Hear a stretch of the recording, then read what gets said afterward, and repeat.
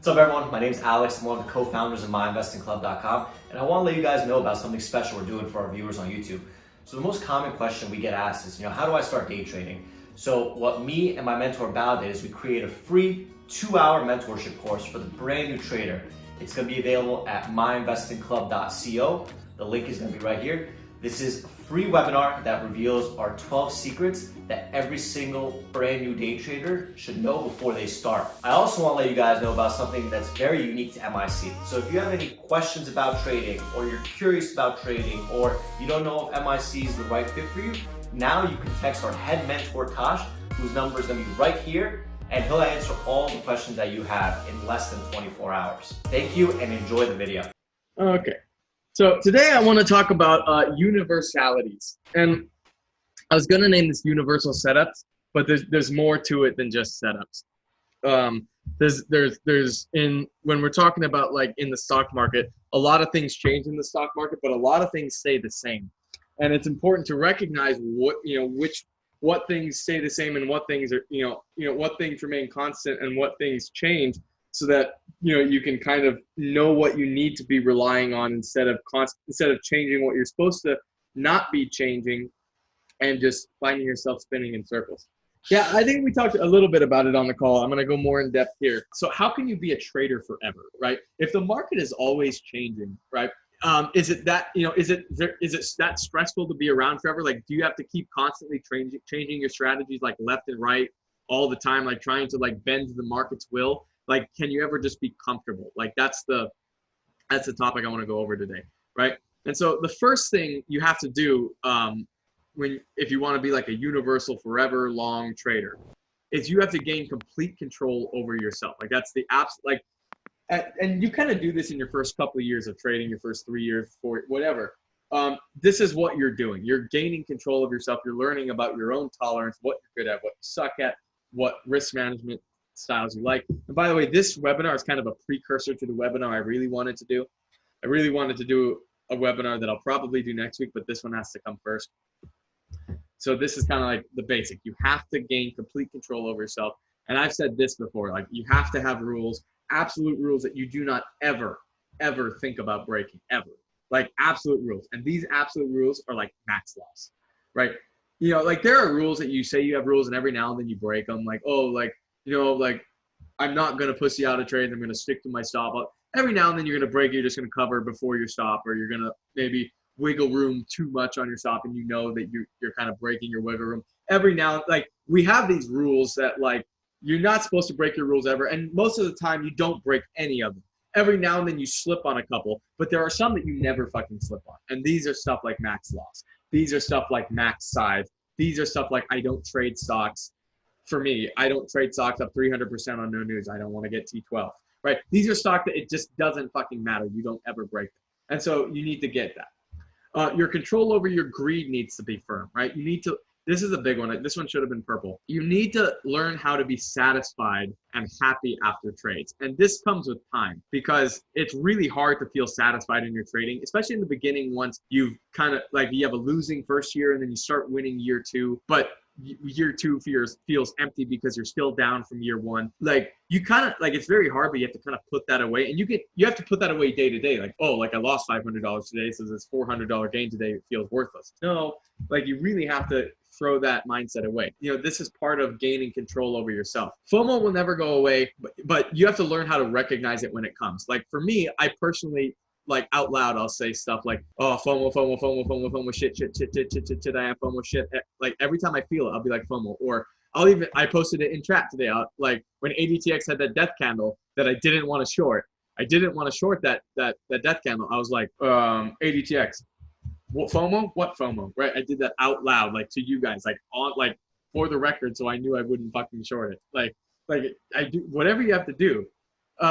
You have to gain control of your FOMO. Trading must be relatively, to you, as stress-free as possible. Now, it's impossible to eliminate all the stress of trading, but for your style, you have to figure that out and figure out what is most stress-free for you. Like, what is the best stress ratio that you can, the lowest stress level that you can get to. And ultimately, the patience is the ultimate key for this, right? You can't be in a rush to sprint this game, right? The second you're in a rush to sprint the game, you're no longer your goal. Your goal of being this forever trader that can universally just be a trader is gone. Like if you're in a rush, you're just going to burn out in the first few years. And your ability to walk away is the biggest indicator of long-term survivability. And what I mean is like, oh gosh, like let's say that like, I don't know, you're down your max loss before the market opens. Nobody wants to fucking leave, but you have to just leave. Like you just have to, and this goes into the patience thing. Like you have to be like, dude, I'm going to be around for 20 years. I can take this day off because this day sucks. I'm already down my max loss, or close to my max loss. I'm not feeling it, like, or I'm just too hungover from yesterday. I don't have to trade today. It's just fucking some Tuesday. It's Tuesday in August in 2020. I want to be trading in 2022. Like it's a drop in the bucket. Like this day doesn't matter. So walk away. Like it doesn't matter. Doesn't matter on any given trade. Like you're down on the day, but there's a good opportunity to make it back. If you're at your max loss, fuck it. There'll be another day. Hey guys, my name is Tosh Bradley. I'm one of the head mentors and moderators at My Investing Club. If you have any questions about getting started in trading, getting started in MIC in general, text me at 213-458-5997. This is not a robot. It is me directly on the other end of my business line, and we'll get you in the club. We also have special promotions going on that I can get to you depending on your trading needs. Hit me up. Back to the video. So once you get that down, there are things that change in the market. So once you have a hold of yourself, now you can start looking at the market and trying to figure out, like once you figure out what you aren't going to change about yourself, these are the things that you can kind of experiment with changing and not changing in your trading, right? So the market is going to change. I talk about that every week, the market sentiment, right? The market is going to change. It's going to fluctuate. It's going to be cyclical, whatever. The one thing that's always stable about the market is that it's always changing, right? That's the famous quote. But not everything is different, right? For example, there will never come a time where you're going to see a chart, a day chart, and there's only green candles or only red candles. That would be the stupidest chart you'd ever see, just red, red, red, red. I mean, maybe in OTC land. I think the last stock that looked like that was the Pokemon Go Nintendo OTC when Pokemon Go came out, it just went ridiculous. Just fucking tanked all day. That was an OTC though, but you're never going to see that, right? Why don't you see that? Well, because there's too much emotion for that, right? There will never be charts where relative volume isn't a thing, where every candle is going to be the same volume candle. Like that's never going to happen. And that's because people are trading, right? People, humans.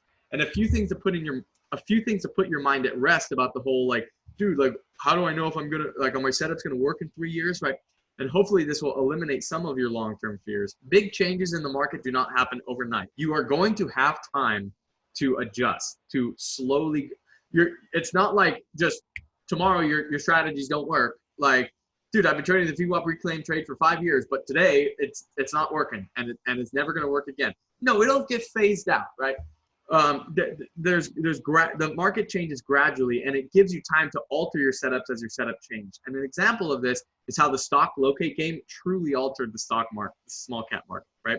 Like literally, like once locate started to become a thing, and locate started to become, a commodity, and it just not everything was easy to borrow, or, things became more accessible to borrow. Like that's when it became much more of a battle between shorts and longs. Like, small caps used to just like pop up and die. Now it's a lot more of a battle. But normally the market tends to change in a more competitive fashion. And normally when old doors close, new doors open. So for example, like when faders disappear, like this is a large term or a big picture. When faders start to disappear, squeezers replace them, right? And that's like when one door closes, well, fine, another door is opening, right? Like there's, like opportunity just doesn't shut the door, right? Like, because humans are trading. It's not as if like, oh, once a stock gets down to a certain level, it just flatlines and no trading happens. Once it gets to like that would be an efficient market where the stock just goes to the efficient price and no opportunity is ever accessible ever again, right? So when when an old door closes, when a pattern ceases to work, there might be like an alt pattern that you can latch onto or adjust to. And like a more specific example is like when range starts to get too tight for scalpers, like say you're in the middle of a trade and the range is starting to get too tight, when that door is closing, as it gets tighter and tighter, it's typically going to break one direction or another, and big if it got really tight, and as if it got too tight to scalp, that's a door closing. But guess what? A new door is about to open. It's about to pop up, right? And that's just symbolic of like a small picture of idea of this kind of philosophy here. But like, yeah, the stock's gonna maybe rip big. You buy the dip, and big breaks typically gonna break with authority. It's gonna be significant, and dips and pops are probably gonna hold, and that's maybe an alt pattern that once that tightening of the range happens, that's your alt strategy there. That's what you're gonna do instead. Right. So as old doors close, new doors open. All right. Right on, guys. See ya. Thank you so much for watching our video. If you want to see more of our videos, please subscribe to our YouTube channel by clicking the button here. We do our best to post a new video every single day. If you have any questions about MIC or any general trading questions, please text Tosh using the number here. Also, stay up to date by watching some of our most recent videos right over here.